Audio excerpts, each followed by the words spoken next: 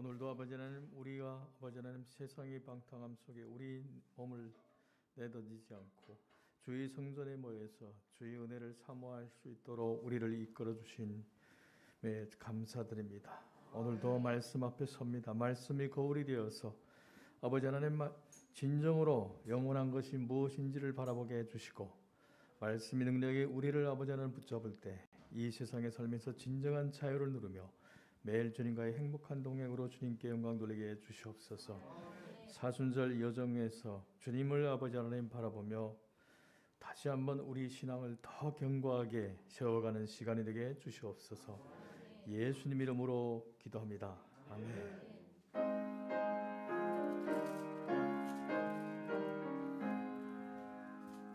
만복의 근원 하나님, 온 백성 찬송 드리고 저 천사여 찬송하세. 찬송 성부 성자 성령. 아멘. 주님 앞에서 우리 신앙을 고백하는 시간을 갖겠습니다. 전능하사 천지를 만드신 하나님 아버지를 내가 믿사오며 그 외아들 우리 주 예수 그리스도를 믿사오니 이는 성령으로 잉태하사 동정녀 마리아에게 나시고 본디오 빌라도에게 고난을 받으사 십자가에 못 박혀 죽으시고 장사한 지 사흘 만에 죽은 자 가운데서 다시 살아났으며 하늘에 오르사 전능하신 하나님 우편에 앉아 계시다가 저리로서 산자와 죽은 자를 심판하러 오시리라. 성령을 믿사오며 거룩한 공예와 성도가 서로 교통하는 것과 죄를 사하여 주시는 것과 몸이 다시 사는 것과 영원히 사는 것을 믿사옵나이다. 아멘.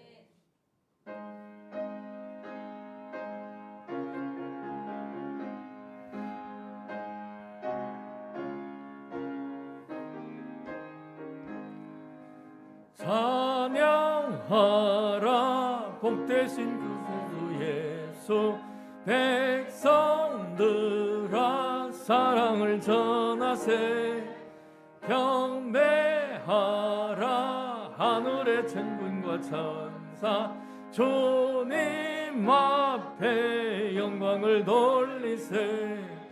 목자같이 우리를 지키시고 종일 품에 늘 안아주시니 찬양하라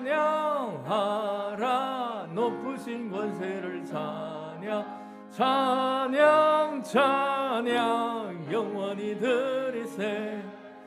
찬양하라 복되신 구세주 예수, 우리 대신 죽음을 당했네. 구주 예수 구원이 소망, 경배하며 겸손히 절하세. 찬양하라 우리 죄 지신 예수, 그의 사랑 한없이 근세라. 찬양하라 높으신 권세를 찬양 영원히 드리세. 찬양하라 복되신 구세주 예수, 천사들아 즐겁게 찬양해. 구주 예수 영원히 다스리시니 면류관을 주 앞에 드리세. 구주 예수 세상을 이기시고 영광 중에 또다시 오시리. 찬양하라 높으신 권세를 찬양 영원히 드리세. 아멘. 박성희 집사님 회중을 대표하여 대표기도를 주님께 올려드리겠습니다.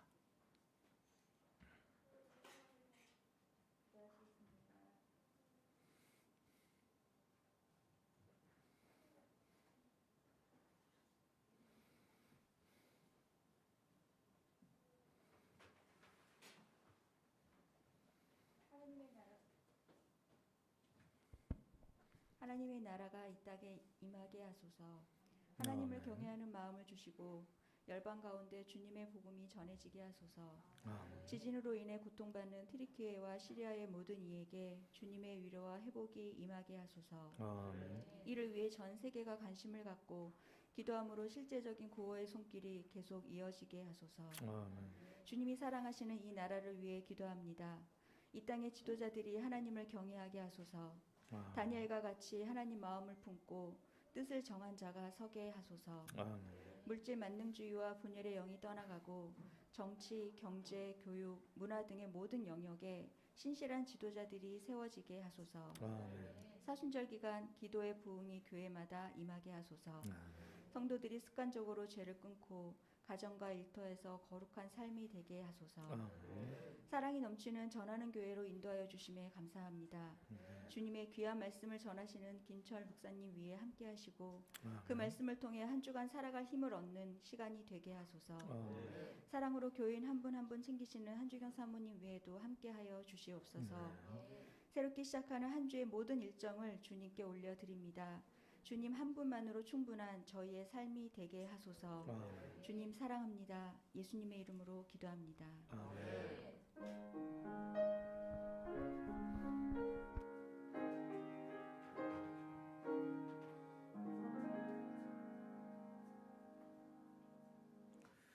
자, 오늘 주시는 말씀은 요한복음 8장 31절에서 47절 말씀입니다. 우리 함께 일어나서 주님이 말씀을 받겠습니다. 제가 한 절, 여러분이 한 절 봉독하겠습니다. 예수께서 자기를 믿은 유대 사람들에게 말씀하셨다. 너희가 나의 말에 머물러 있으면 너희는 참으로 나의 제자들이라.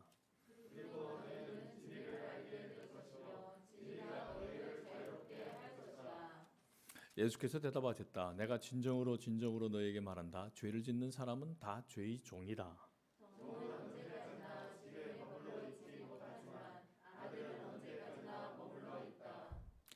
그러므로 아들이 너희를 자유롭게 하면 너희는 참으로 자유롭게 될 것이다.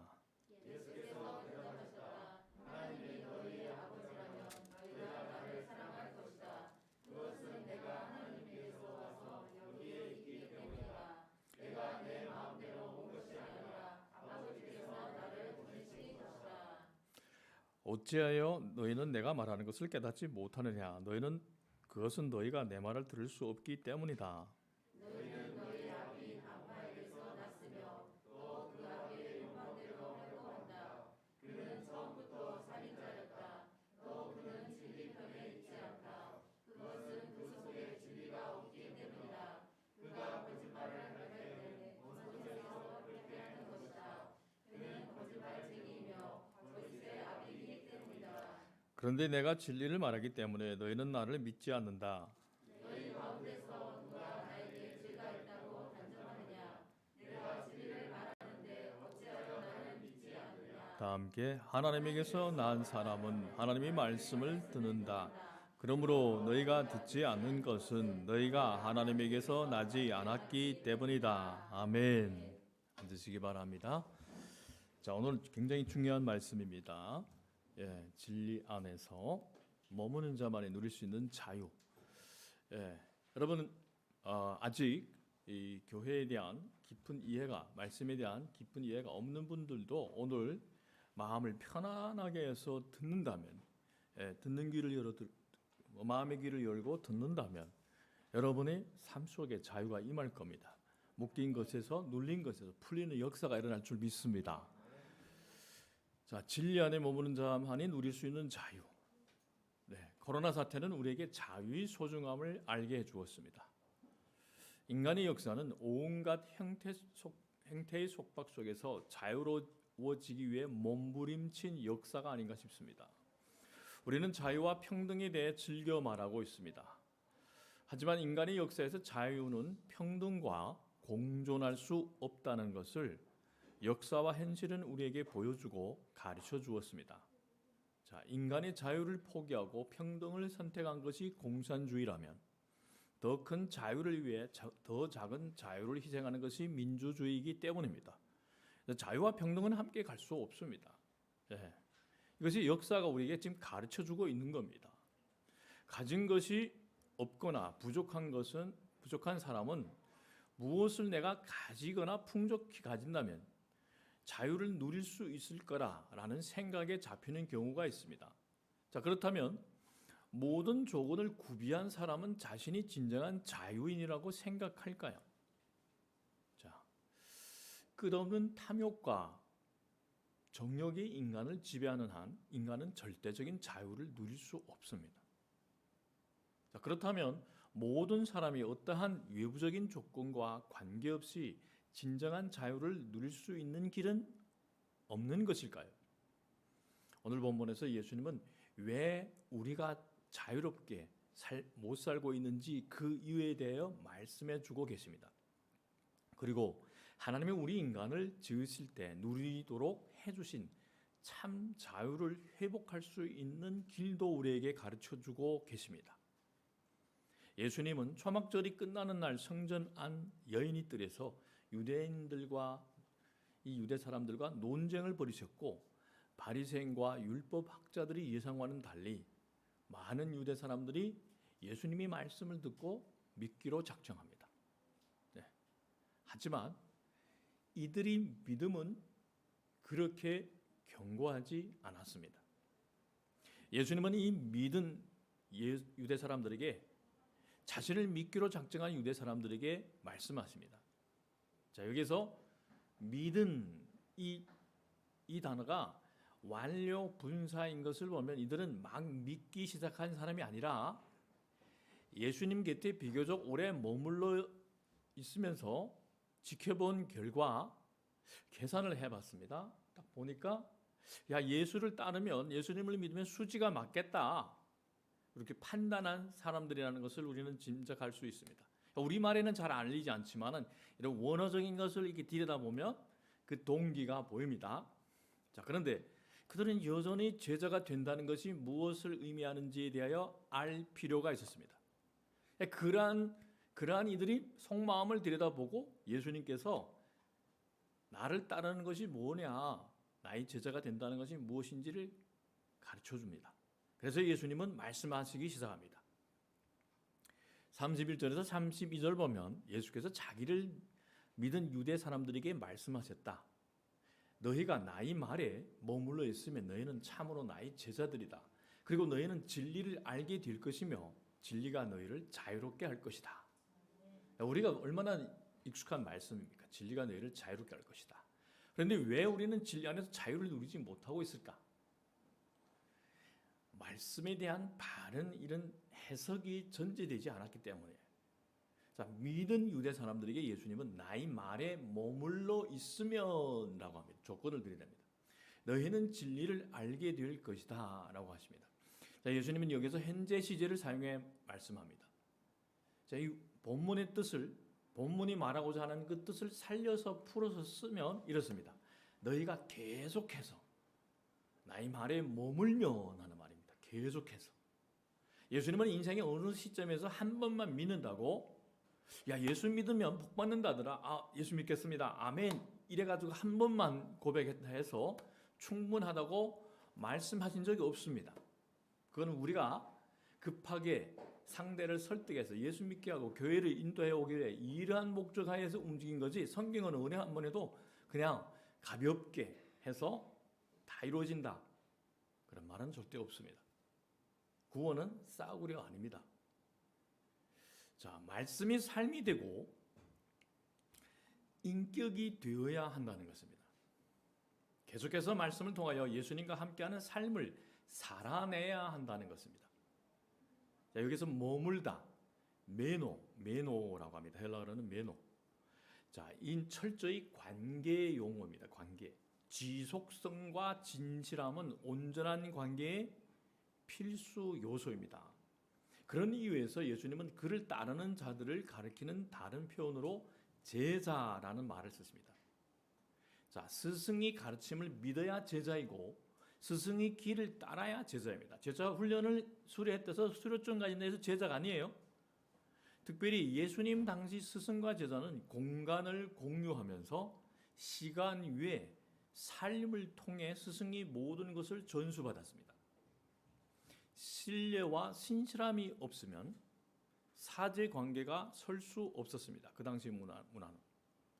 자, 예수님은 너희가 나의 말에 머물러 있으면이라는 말씀을 15장 7절에서 너희가 내 안에 머물러 있고 내 말이 너희 안에 머물러 있으면라고 다시 표현하십니다.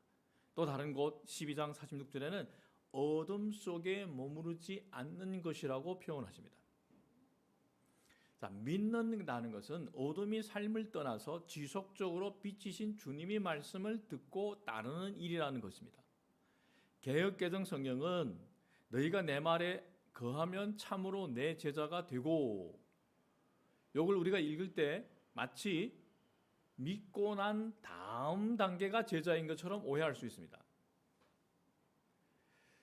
하지만 본문이 말해주고자 하는 의미는 계속해서 예수님이 말씀 안에 머물면 그가 참된 제자라는 뜻입니다. 참된 제자는 계속 예수님 말씀 안에 머문다는 겁니다. 우리가 요즘에 예수 생명 사역으로 풀었으면 예수님께 계속 붙어있는, 접속되는 사람이라. 참된 제자의 정체성을 잘 표현해 주고 있습니다. 예수님은 말씀을 따라서 참된 제자로 살아갈 때의 결과를 두 가지로 말씀해 주십니다. 진리를 알게 될 것이다. 진리가 너희를 자유롭게 할 것이다. 여기에서 진리를 알게 될 것이다 라는 말은 진리이신 예수님을 안다는 뜻입니다. 자, 부부간에도 사랑 안에서 친밀한 공감과 소통이 있어야 서로를 압니다. 소통이 없으면, 이런 사랑의 관계가 하나됨이 없으면 서로 모릅니다. 한 집에 살아도. 네. 자, 예수님이 하시는 말씀을 늘 듣고 따르고 순종할 때 비로소 예수님이 누구이신지 인격적으로 알게 된다는 뜻입니다. 이것은 모든 관계에 적용됩니다. 안다는 것은 정보를 얻어서 이력서를 보고 아는 것이 아니라 경험해 보고, 관계를 맺어서 경험해 봅니다. 겪어보고 아는 것입니다. 아, 이 사람은 이렇구나. 자, 우리가 연애할 때는, 결혼 전에는 다 너무 완벽해요. 결혼을 하고 한 집에서 살는 순간 모순이 생깁니다. 왜냐하면 겪어보잖아요. 그 사람의 실체가 드러나기 시작하다. 이런 사람이구나. 네. 그때야 진정으로 알게 됩니다. 우리는 말씀대로 순종해 보고 살아봐야 이 말씀이, 그 말씀이 옳은지 그른지 알 수 있습니다. 예수님은 우리가 진리 되신 그분을 알면 자유로운 자가 될 수 있다고 분명하게 말씀하십니다. 자, 이 자유롭게 된다는 말은 예수님을 알 때 내가 누구인지 제대로 알 수 있다는 것입니다. 그러니까 내가 누구인지, 예수님을 알 때만 나를 지으신 창조주 하나님을 알 수 있습니다. 그리고 왜 우리에게 예수님이 필요한지 비로소 깨닫게 됩니다. 그 깨달음의 결과가 바로 자유입니다.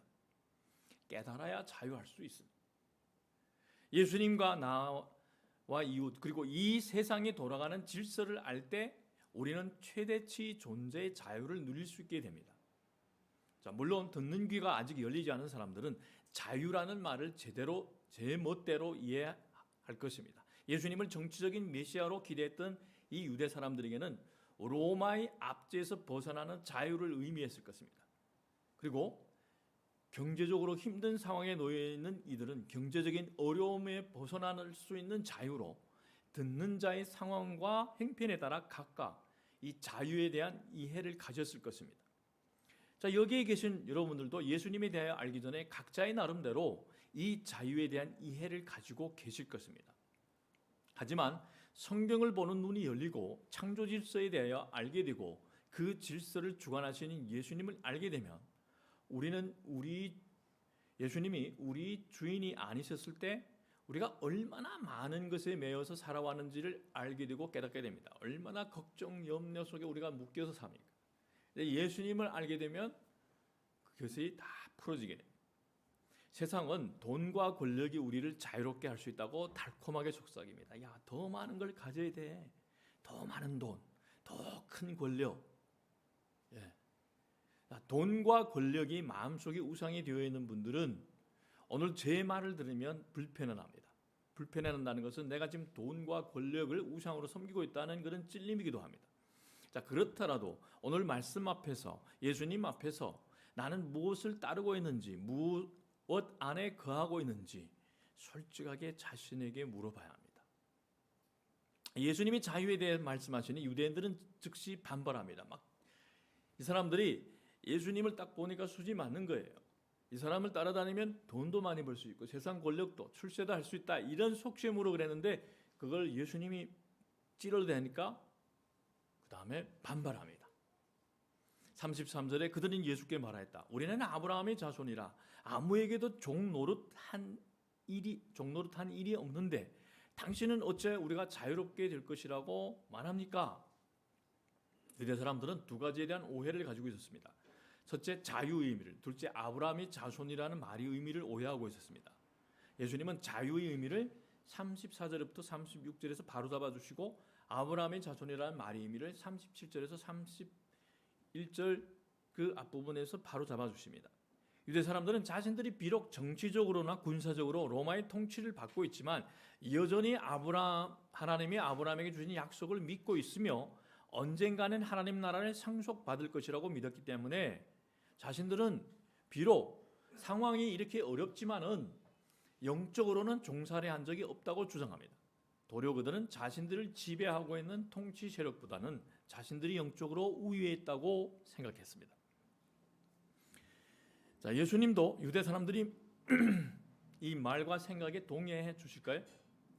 34절에서 36절 함께 보겠습니다. 예수께서 대답하셨다. 내가 진정으로 너에게 말한다. 죄를 짓는 사람은 다 죄의 종이다. 종은 언제까지나 집에 머물러 있지 못하면 이들은 언제까지나 머물러 있다. 아들은 언제까지나 머물러 있다. 그러므로 아들이 너희를 자유롭게 하면 너희는 참으로 자유롭게 될 것이다. 예수님은 혈통적으로 유대 사람이라고 해서 자동적으로 하나님 나라를 상속받는 것이 아니라고 아주 단호하게 말씀하십니다. 내가 진정으로 너희에게 말한다. 죄를 짓는 사람은 다 죄의 종이다. 중요한 것은 너희가 지금 어떻게 사느냐 하는 것이다 라고 말씀하신 겁니다. 어디에 머물러 있으며 무슨 말씀을 따라 살고 누구의 영광을 위해서 사느냐가 중요하다는 겁니다. 자, 말씀을 의지하여 진리 되신 예수님을 따라 살지 않으면 죄를 범하는 것이고 죄를 범하는 자가 되는 것입니다. 자, 성경은 절대 중간지대가 없다고 합니다. 자, 교회도 걸쳐놓고 세상도 걸고 지혜롭게 중간지대 타야 되지. 잘 요령껏. 우리는 요령을 좋아하지 않습니까? 요령껏 타야 되지. 없다는 겁니다. 중간지대는 없다고 분명히 말씀하고 있습니다. 예수님이 종이 아니면 죄의 종이다. 이게 둘 중에 하나라는 겁니다. 계속해서 매 순간 주님이 말씀 안에 머물러 있지 않으면 우리는 계속해서 탐욕과 정욕대로 죄의 종으로 살고 있는 겁니다. 여러분이 원하던 승인하고 싶던 쉽지 않든 간에 성경은 그렇게 말씀해 주고 있습니다. 자, 믿음으로 살고 있다는 생각하는 자들이 착각에 대하여 바울은 갈라디아서에서 이렇게 다루고 있습니다. 그런데 하나님께서 아브라함과 그 후손에게 약속을 말씀하실 때 마치 여러 사람을 가리키는 것처럼 후손들에게라고 말씀하시지 않고 단 한 사람을 가리키는 뜻으로 너희 후손에게라고 말씀하셨습니다. 그 한 사람은 곧 그리스도이십니다.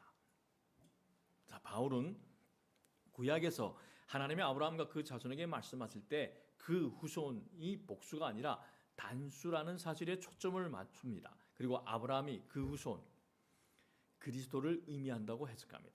그리고 다음과 같은 결론을 이끌어냅니다. 갈라디아서 3장 29절에 여러분이 그리스도께 속한 사람이라면 여러분은 아브라함의 후손이요 약속을 따라 정해진 상속자들입니다. 자, 이 말은 단지 혈통적으로 유대인이면 자동적으로 아브라함 자손이 되는 것이 아니라 그리스도께 속할 때 예수님과의 지속적인 관계 속에서 그분과 동행하는 제자의 삶을 살 때 믿음의 조상 아브라함이 후손이 되고 하나님 나라를 유업으로 상속받을 수 있는 상속자가 된다는 겁니다. 자, 믿음으로 하나님의 말씀을 지켜서 자유롭게 된 사람들만 하나님의 나라의 약속을 따라 그 나라를 상속받게 된다는 겁니다. 그냥 한 번 구원은 영원한 구원이요, 이게 아니라는 겁니다. 삶이 받쳐주지 않으면, 그 예수님에게 붙어있지 않으면. 근데 교인들이 떠나갈까 봐, 또 돈 많거나 세상에서 잘 나가는 교인들이 부담 가지고 떠나갈까 봐 요즘에는 다 편하게 이야기해요. 성경적으로 이야기 안 해요. 그리고 특히 말하는 목회자의 삶이 세속화에 타락되는 거예요. 본인도 좋은 차 타고 너무 큰 집에 살고 좋은 거 그러니까 자꾸 너무 말하면 찔림을 받으니까 자기도 편하게 가고 교인들도 편하게 가고. 근데 성경은 그게 아니라는 거예요. 지금 진리이신 예수님을 거절하는 유대 사람들은 죄의 종입니다. 죄의 종은 집, 즉 하나님 나라에 머물러 있지 못합니다. 하지만 아들, 즉 하나님의 자손은 영원히 머물 수 있습니다. 그런데 종이 하나님 나라에 머물 수 있는 길이 있습니다. 바로 아들이 죄의 종을 자유롭게 해주면 그도 하나님의 아들이 되어 집에 거할 수 있습니다. 예수님은 바로 자신이 그 하나님의 아들이라고 말씀하신 것입니다.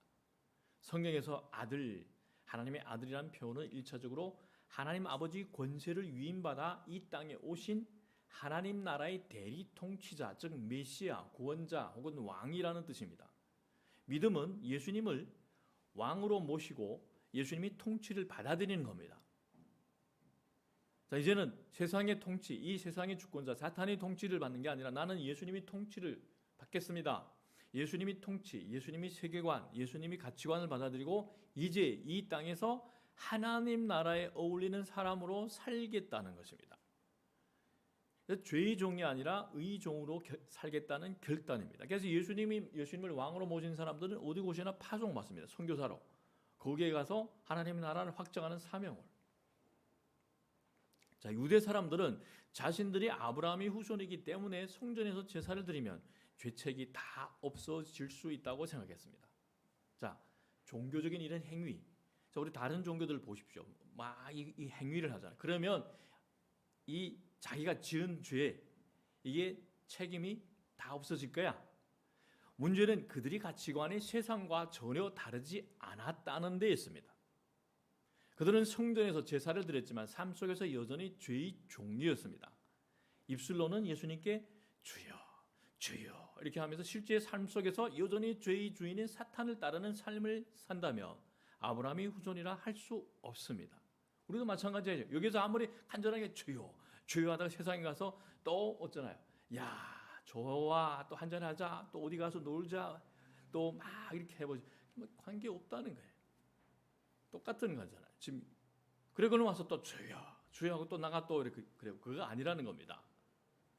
그래서 그러니 그들이 만민이 기도하는 집을 강도의 소굴로 만들고 있다고 예수님은 질책하십니다. 만약 유대 사람들이 아브라함처럼 하나님을 잘 믿었다면, 말씀을 따라 살려고 했다면 그들은 말씀이 육신이 되어 자신들 눈앞에 오셔서 서 계시는 예수님을 알아보았을 겁니다. 그런데 그분께 돌을 던지려 한 것은 그들이 아브라함 자손이 아니라는 것을, 믿음이 자손이 아니라는 것을, 믿음이 삶을 사는 자가 아니라는 것을 스스로 증명한 겁니다. 자, 예수 잘 믿으라 하는데, 성경을 제대로 풀어쓰고 예수 잘 믿으라 하는데, 아, 나 저 교회 부담스러워 못 가겠어 이러면, 아, 저쪽 교회 가게 되면 계속 넌 목사님 너무 재밌어, 그냥 스트레스가 쫙 풀려, 이렇게 된다는 겁니다. 부담스러워 못 가겠어, 찔림받아 못 가겠어. 그런데 그것은 내가 믿음의 삶을 살지 않고 있다는 증거입니다. 그냥 종교적인 삶, 종교적인 행위. 자, 그래서 요즘에 유튜브를 바라볼 때 예수 그리스도에 대해서 얼마나 말씀하는지, 얼마나 잘 풀었는지가 그거 중요합니다. 맨날 그 복, 축복, 잘 되고 이런 게 있잖아요. 그런데 예수를 잘 믿으면, 자유를 잘 누리면 그러한 문제는 풀린다고 했습니다. 근데 우선 전제가 복, 은혜, 물질 이게 아니라 예수를 잘 믿어야 자유를 누릴 때 우리 삶의 문제를 우리가 스스로 볼 수 있고 그다음에 주님이 지혜를 힘입어 해결할 수 있고 풀어질 수 있는 겁니다. 순서가 잘못된 겁니다. 자, 이제 예수님의 입을 통해서 아브라함의 후손이 진짜 의미가 무엇인지 설명합니다. 예수님은 유대 사람들이 육신적 혈통에 대해 인정했습니다. 나는 너희가 아브라함의 자손임을 안다. 하지만 하나님은 혈통적인 아브라함의 후손이면 자동적으로 아브라함에게 약속된 복을 받는다고 약속하신 적이 없습니다. 성경에는 그런 건 없습니다. 만약에 그러했다면 이스라엘 백성이 하나님께 버림받아 다른 나라에 끌려가 포로 생활을 할 이유가 없었던 겁니다. 아브라함처럼 하나님의 약속의 말씀에 믿음으로 반응하는 사람만이 아브라함의 후손이 될 수 있었습니다. 예수님은 또 이렇게 전곡을 콕 찔러 말씀하십니다. 그런데 너희는 나를 죽이려고 한다. 내 말이 너희 속에 있을 자리가 없기 때문이다. 나는 나의 아버지에게서 본 것을 말하고 너희는 너희 아버지에게서 들은 것을 행한다. 아주 그냥 센 말입니다. 이게 우리말로 봤을 때는 너무 약간 굉장히 강도가 있는 말입니다. 멸망의 자식들을 바라보는 주님이 슬픈 마음이 느껴지는 것 같습니다. 종교적인 행위에 너무 찌들어가지고 믿는다고 나왔던 자들 안에는 예수님이 말씀이 들어갈 곳이 없었습니다. 그들이 마음속에는 자기 생각, 욕망, 자기 계획, 자기 기준으로 가득 차 있었습니다. 예수님이 말씀이 들어갈 그 자리가 없었습니다. 하나님의 말씀이 내 안에서 움직이면 내 삶을 이끌어가는 것을 허용하지 않으면 나 교회 다닙니다. 나는 예수 믿는 사람입니다. 나는 예수 동행 일기 적고 있습니다. 아주 모순적입니다. 예수 동행 일기를 적어서 예수님과 동행하는 게 아니에요. 내 왕으로 모시고 그 왕과 함께하는 그 삶을 적는 게 동행 일기란 말이에요. 우리는 매일 말씀과 기도로 예수님이 우리 안에서 말씀하시고 일하시고 만지시고 고치시도록 우리 자신을 그분께 내어드려야 합니다. 유대인들은 하나님 아버지께서 예수님을 통해 하신 말씀을 따르지 않고 자신들의 아버지가 하는 말을 따르고 있었습니다. 예수님의 아버지와 유대 사람들의 아버지는 달랐던 겁니다. 나중에 예수님은 그 아버지가 육신이 아버지를 가리키는 것이 아니라 악마, 사탄, 마귀라고 말씀하십니다. 자, 결국에는 우리 안에도 종교적인 삶을 하는 사람들이 그 믿는 하나님은 그 뒤에는 하나님이 가면을 쓴 사탄이 있고 정말 삶으로 살아내는 그 사람들, 예수님을 왕으로 모시고 살아내는 사람들이 두 부류로 갈라지는 거예요. 그래서 우리는 그 예수님을 왕으로 모시는 사람들은 결국 하나님 앞으로 나아가고 이 사람들은 지금 종교적인 행위를 하면서 하나님 앞에 나아가는 것 같지만 결국에는 멸망의 자식이 노릇을 하고 있는 거예요. 예수님이 자신의 아버지와 유대 사람들의 아버지가 다르다는 오조로 말씀하시자 유대 사람들은 곧바로 이렇게 대답합니다. 우리 조상은 아브라함이요. 이에 예수님은 그 말을 아주 강한 오조로 반박하십니다. 39절, 41절 보면 예수께서 그들에게 말씀하셨다. 너희가 아브라함이 자녀라면 아브라함이 한 일을 하였을 것이다. 그러나 지금 너희는 너희에게 하나님께서 들은 진리를 말해준 사람인 나를 죽이려고 한다. 아브라함은 이런 일을 하지 않았다. 너희는 너희 아비가 한 일을 하고 있다. 아브라함은 하나님의 말씀에 순종한 사람이면 믿을 수 없는 중에 믿었고 바랄 수 없는 중에 바랬고 외아들 이삭을 번제물로 내어주기까지 순종했습니다.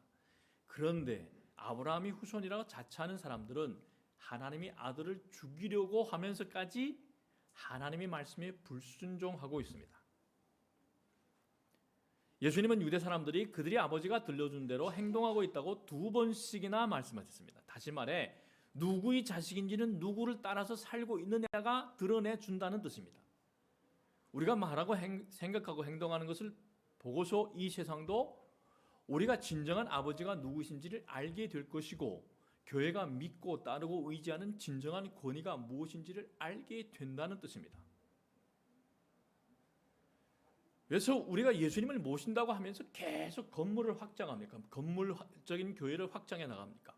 실제 그거는 우리가 진정으로 예수님을 모시고 있지 못하는 거예요. 그 건물 확장하는 그 투자하는 금액을 우리가 세상의 아픔에 흘러보낸다면, 세상의 복지에 흘러보낸다면, 야 너희들이 따르는 아버지는 진정한 하나님이구나. 우리 교회에는 더 많은 건물이 필요해. 더 많은 건물을 지어야 해. 이거는 진정하게 예수님을 따르지 못한다는 거예요. 사람들이 우리를 보며 예수 믿는 사람답다고 인정하고 교회를 보며 진정한 하나님의 교회라고 인정할 때 하나님도 우리를 당신이 자녀라고 인정한다는 겁니다. 예수님은 유대 사람들이 아버지가 살인하기 때문에 유대인 후손인 유대 사람들도 살인한다고 말씀합니다. 이 말을 듣고 유대 사람들이 화를 냅니다. 41절 보면 우리는 음행으로 태어나지 않았으며 우리에게는 하나님이시는 아버지만 한 분 계십니다. 앞에 하고 맥락이 갑자기 이상하게 돌아갑니다. 분위기가. 예수님은 그들을 음행 가운데 태어났다고 하지 않았습니다. 앞에서 음행 속에서 태어난 자식들아 지적하지 않았습니다. 그런데 갑자기 이들이 우리는 음행으로 태어나지 않았습니다. 그런데 왜 우리는 음행으로 태어나지 않았다고 말하는 것입니까? 누군가 음행 가운데 태어났다는 뜻입니다. 그러면 누구를 지적하는 겁니까? 자신들은 음행 가운데 태어나지 않았는데 예수님은 음행 가운데 태어났다고 공격하고 싶은 것입니다. 우리가 당신처럼 음행 가운데 태어난 줄 아느냐라고 말하는 것입니다. 자꾸 찔리니까 그 다음에는 이제는 공격하기 시작하는 겁니다. 당신들이 종교적인 행위 이렇게 해서는 구원 못 받아요 이러니까 그 다음에는 뭔가 꼬투리를 잡아서 반격하는 겁니다. 반박하는 겁니다. 자, 조금 전까지 예수님을 따르겠다고 믿겠다고 마음 먹었던 사람들이 예수님이 그들의 마음속을 들여다보고 지적하시자 불편해하며 금방 세간에 떠돌던 확인되지 않은 예수님이 출생에 대한 루머를 들먹이며 공격하고 있는 겁니다. 아버지가 분명하지 않다는 루머 말입니다. 어머니 마리아가 결혼하기도 전에 아이를 가졌으니 그 사정을 모르는 사람들이 오해를 살만도 했습니다. 유대인들은 자신들이야말로 정통 아브라함의 후손일 뿐만 아니라 하나님의 자녀라고 주장합니다. 하지만 이렇게 주장하는 이들이 삶에는 아브라함처럼 믿음의 열매가 맺어지고 보여지지 않았습니다. 그래서 예수님도 이렇게 반박하십니다. 42, 43절에 예수께서 대답하셨다. 하나님이 너희 아버지라면 너희가 나를 사랑할 것이다. 그것은 내가 아버지에게서 와서 여기에 있기 때문이다. 내가 내 마음대로 온 것이 아니라 아버지께서 나를 보내신 것이다. 어찌하여 너희는 내가 말하는 것을 깨닫지 못하느냐? 그것은 너희가 내 말을 들을 수 없기 때문이다. 자, 유대인들이 하나님의 자녀가 아닌 근거가 바로 하나님의 아들이시요 하나님이 보내신 자신을 사랑하지 않는 것이라고 말씀하십니다. 이 땅에 오신 하나님이신 예수님이 말씀을 듣지 않고 도리어 그분을 죽이려고 하는 것은 하나님을 사랑하는 마음이 없기 때문입니다.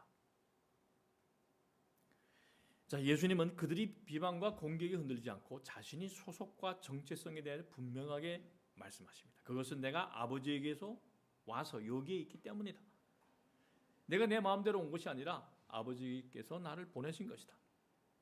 예수님은 실제로 자신이 하나님으로부터 보냄을 받았다고 말씀하십니다. 본질적으로 그분과 같다는 뜻입니다. 왜죠? 성령으로 잉태되었기 때문입니다.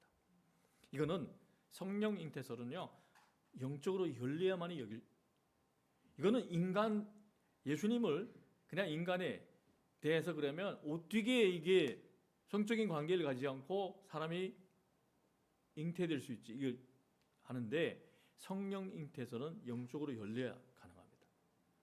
그러니 예수님을 사랑하지 않는 것은 하나님을 사랑하지 않는 것과 같다는 것입니다.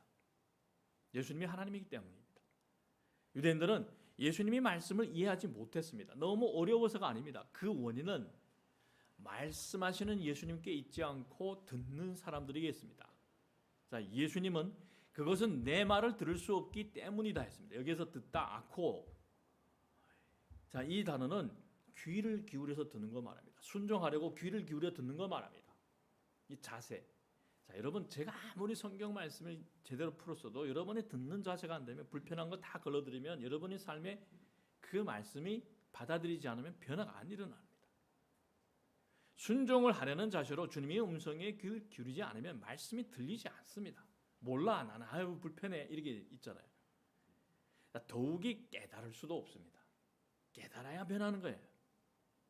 예수님의 말씀에 귀를 기울이지 않고 하나님이 보내신 예수님을 사랑하지 않고 오히려 살인하려고 하는 그들이 아버지는 과연 누구일까? 예수님이 폭로하신 내용을 함께 봅시다. 44절, 너희는 너희 아비인 악마에게서 났으며 또 그 아비 욕망대로 하려고 한다. 그는 처음부터 살인자였다. 그는 진리 편에 있지 않다. 그것은 그 속에 진리가 없기 때문이다. 그가 거짓말을 할 때는 본성에서 그렇게 하는 것이다. 그는 거짓말쟁이며 거짓이 아비이기 때문이다. 자, 이 아비 실체는 악마, 마귀, 사탄. 예수님은 마귀를 두 가지로 묘사합니다. 처음부터 살인자였다. 둘째는 거짓이 아비다. 여기서 중요한 것은 처음부터. 이 처음부터란 표현, 태초에 이런 말이에요. 자, 세상이 시작되는 그때부터예요. 그 전에 이 마귀가 있었다는 거예요. 그럼 이 세상의 시작하고 이 하나님의 시작은 다릅니다. 예. 자, 여기 처음부터 이 마귀는 거짓말쟁이였다는 거예요. 살인자였다는 겁니다. 자, 그러면 처음부터 계시면서 하나님의 말씀을 대변하시고 진리를 말씀하심으로 우리를 자유롭게 하셨던 예수님과는 반대로 마귀는 태초부터 하나님의 말씀을 왜곡하고 속여서 인간에게서 진리가 주는 자유를 빼앗았던 존재입니다. 자, 태초부터 그는 거짓말하는 자였습니다. 아담과 하와를 속여서 그들이 하나님과 같이 될 수 있다고 유혹했습니다. 결국에는 그들을 죄의 종으로 만들었고 죽음으로 내몰았습니다. 우리가 이단을 보십시오. 하나님의 교회 나신 천지나 다 그 교주가 우리가 똑같은 사람이에요. 근데 사탄이 뭐는가? 너희들도 하나님이 될 수 있어. 하나님과 같게 될 수 있어. 자, 그런데 지금까지 자칭 교주를 했던 사람이 죽은 다음에 부활한 적은 한 명도 없습니다. 단 한 명도 역사 속에, 몇천 년 역사 속에서 부활한 분은 예수님밖에 없습니다. 그분은 진정한 신이기 때문이다. 신은 한 분입니다. 신은 싸구려가 아니라 여기저기 다 그냥 자칫 있잖아요. 자기들을 안수하고 갑자기 그러다가 막 환각이 와가지고 환척이 들려가지고 난 신이다 이런 사람이 아니에요. 죽었다 살아난 사람은 딱 한 명입니다. 유대 사람들은 지금 마귀 충동에 의해서 예수님을 살인하려고 한 것입니다. 그래서 45절에 보게 되면 그런데 내가 진리를 말하기 때문에 너희는 나를 믿지 않는다. 진리를 말하기 때문에 믿지 않는다 합니다. 어둠이 빛으로 나오지 않은 이유는 빛이기 때문입니다. 이 세상과 사람의 영광을 구하고 하나님의 영광을 구하지 않는 자, 즉 어둠에 있는 자는 예수님의 말씀을 듣지 않습니다. 우리가 사는 이 세상 광야에서의 시간은 시험의 시간입니다. 선택의 시간입니다. 누구를 우리의 아버지로 받아들일 것인지 선택하고 결정하는 시간입니다. 그래서 예수님을 어떻습니까? 왕으로 모시고 선택하고 결정하고 선택한 사람들은 그 결과가 하나님의 나라로 들어가는 겁니다. 그런데 우리가 우리 욕망, 탐욕을, 종교적인 행위를 하다가 결국에는 멸망의 자식이 되어 지옥으로 떨어지는 겁니다. 둘 다 받아들일 수는 없습니다. 반드시 한쪽을 선택해야 된다고 말합니다. 성경은. 양쪽을 다 타면 얼마나 좋겠습니까? 저도 그렇게 뭐 여기도 즐기고 저기도 즐기고 이렇게 하면 근데 아니라는 겁니다. 그렇기 때문에 저도 흰머리가 나잖아요. 절제를 해야 되니까. 예. 문제는 경험해 보지 못했으면 좋은데 경험을 많이 한 사람은 절제하기 더 힘들어요. 순수하게 그냥 이거 보호 울타리를 친 사람들은 모르니까. 근데 경험해 봤으니까 자꾸 이 유혹이 오고 그러면 기도하고 말씀이 있고 십자가에 못 박고. 왜냐하면 그 영원한 것에 대한 눈이 열렸으니까. 이제 예수님은 유대 사람들이 아브라함의 후손이 아닐 뿐만 아니라 하나님의 자녀도 아니라고 결론을 내리십니다. 46, 47절을 보면 너희 가운데 누가 나에게 죄가 있다고 단정하느냐? 내가 진리를 말하는데 어째 나를 믿지 않느냐? 하나님에게서 난 사람은 하나님의 말씀을 듣는다. 그러므로 너희가 듣지 않는 것은 너희가 하나님에게서 나지 않았기 때문이다. 예수님은 지금 할 수 있거든 자신의 죄를 드러내 보라고 요구하십니다. 그래, 내 죄를 파봐. 유죄 판결을 해보라고 하십니다. 얼마나 예수님은 삶이 하나님의 말씀에 따라서 기도자의 삶을 정말 흠없는 삶을 사셨잖아요. 파보라. 자, 우리는 이렇게 돼야 됩니다. 예수를 따르는 사람들은, 예수님을 동행한 사람들은 세상 사람들이 그래 공격해 들어올 때 그래 파보라, 조사해보라, 들춰보라, 털어보라. 자, 어둠은 빛이 허물을 드러낼 수 없고 죄인은 의인을 책망할 수 없습니다. 그저 죽이려고 할 뿐입니다. 예수님은 말씀으로 그들을 책망하시고 그들이 죄를 드러내셨습니다. 그들에게 유죄 판결을 내리셨습니다. 그리고 그들이 하나님의 말씀을 듣지 않는 것은 하나님께 속하지 않았기 때문이라고 결론을 내렸습니다. 예수님은 유대 사람들이 종교적 위선을 걷어내며 그들이 정체성을 드러내게 하십니다. 결국 유대 사람들은 아브라함의 자손도 아니고 하나님의 자녀도 아니라고 하신 겁니다. 한마디로 오늘날 교회를 다니지만 종교적인 행위를 하지만은 마음에 예수님을 모시고 살지 않는 종교적인 삶을 사는 사람들은 한마디로 하나님의 자녀가 아니라는 거예요. 과학이 발달하고 물질이 풍성해지면 질수록 인간은 더 자유롭게 결정하고 더 마음대로 하고 행동하고 싶어하고, 그래서 제3위성, 제4위성 막 나오잖아요. 동성애도 허락해야 돼. 제3위성, 제4위성, 동물하고 결혼하는 것도 허락해야 돼. 인간이 하나님을 만나지 못하면 자기가 동물이라고 생각하기 때문에 자, 원하는 대로 보고 듣고 먹고 더 적은 통제를 받으며 살고 싶어합니다.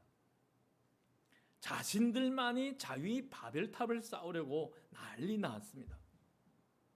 이러한 우리 욕망과 탐욕을 기반으로 하는 자유의 뒤에는 마귀가 숨어 있다는 것을 명심해야 합니다. 마귀는 계속 충동하면서 사람 더 가질 수 있어, 더 자유로울 수 있어. 아마 이제 이 상태로 나가다가는 나중에 그래 성경에도 야 일부 다처제 뭐 막 풀려, 그러다가 그냥 인간이 마지막에 종말이 오지 않나. 진정한 자유는 예수님이 가르쳐 주신 것처럼 주님이 말씀 안에 머물러 있으며 진리되시는 예수님을 알게 될 때, 즉 나는 죽고 예수가 살 때 누리십니다. 그럴 때 우리는 탐욕과 욕망에 끌려다니지 않고 만족하는 삶을 살 수 있습니다. 내 옆에 그 사람을 가장 소중하게 여기고 내 앞에 준 그 선물인 자녀를 가장 소중하게 사랑하며 아끼고 하루하루를 마지막 날처럼 후회 없이 사랑하며 살 수 있는 겁니다. 그게 자유를 누리는 자의 삶입니다. 2023년 남은 날들 매일 말씀 안에 머물기를 게을리하지 않으며 진리 되신 예수님을 알기를 힘쓰며 예수 생명사에게 전심을 다하여 헌신하며 진정으로 24시간 예수님과의 행복한 동행을 누리며 언제든지 주님이 부를 때 아멘 주 예수여 어서 오시옵소서라고 당당하게 설 수 있는 여러분이 되시기를 주님 이름으로 축복합니다.